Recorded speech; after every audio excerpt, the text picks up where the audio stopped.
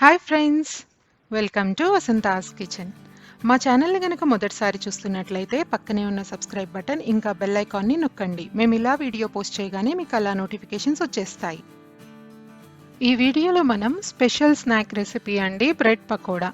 ఈ బ్రెడ్ పకోడా చాలా టేస్టీగా ఉంటుంది. ఇంకా స్ట్రీట్ స్టైల్లో మనం ఇంట్లోనే ఎంతో ఈజీగా చేసుకోవచ్చు. ఇంకెందుకు ఆలస్యం, రెసిపీలోకి వెళ్ళిపోదాం.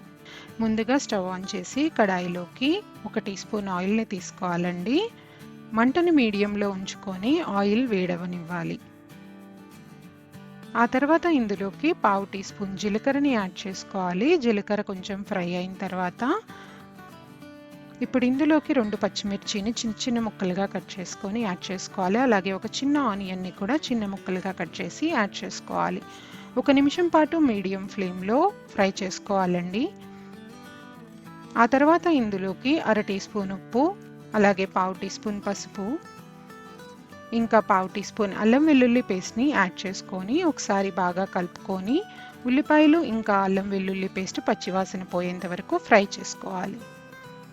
ఆ తర్వాత ఇందులోకి 1/2 టీ స్పూన్ ధనియాల పొడి, 1/2 టీ స్పూన్ గరం మసాలా పొడి, 1/2 టీ స్పూన్ జీలకర్ర పొడి, ఇంకా 1/2 టీ స్పూన్ కారం యాడ్ చేసుకోవాలి.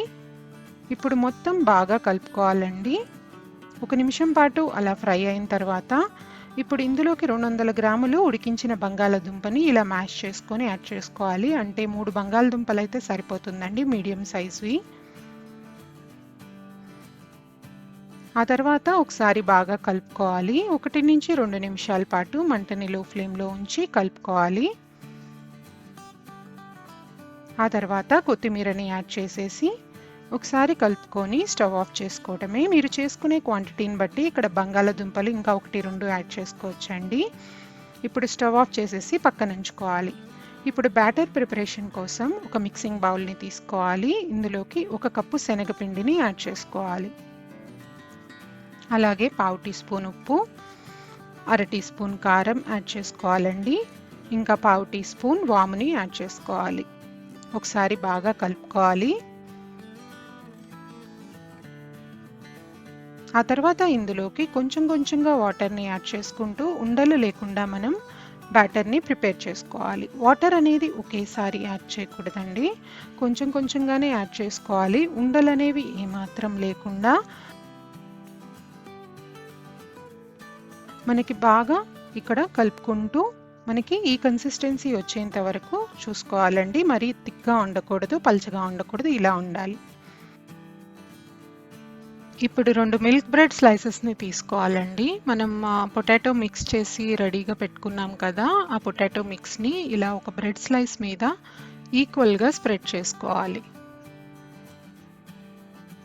సో ఈ బ్రెడ్ పకోడా అనేది మనకి జనరల్గా నార్త్ సైడ్ దొరుకుతుందండి. మన సైడ్ వర్షాకాలంలో లేదా స్నాక్స్కి జనరల్గా పకోడీ, బజ్జీ ఇలా తింటాము. ఒకసారి బ్రెడ్ పకోడా ట్రై చేసి చూడండి, చాలా టేస్టీగా ఉంటుంది. ఇప్పుడు మరొక బ్రెడ్ స్లైస్ని పైన పెట్టేసి ఇలా శాండ్విచ్ కట్ చేసుకున్నట్టు 2 పీసెస్ లాగా కట్ చేసుకోవాలి. ఆ తర్వాత డీప్ ఫ్రైకి సరిపడా ఆయిల్ తీసుకొని ఆయిల్ వేడైన తర్వాత ముందుగా ఇలా కొంచెం మనం బ్యాటర్ కలిపి పెట్టుకున్నాం కదా, వేసి చూస్తే ఆయిల్ వేడైందో లేదో తెలుస్తుంది.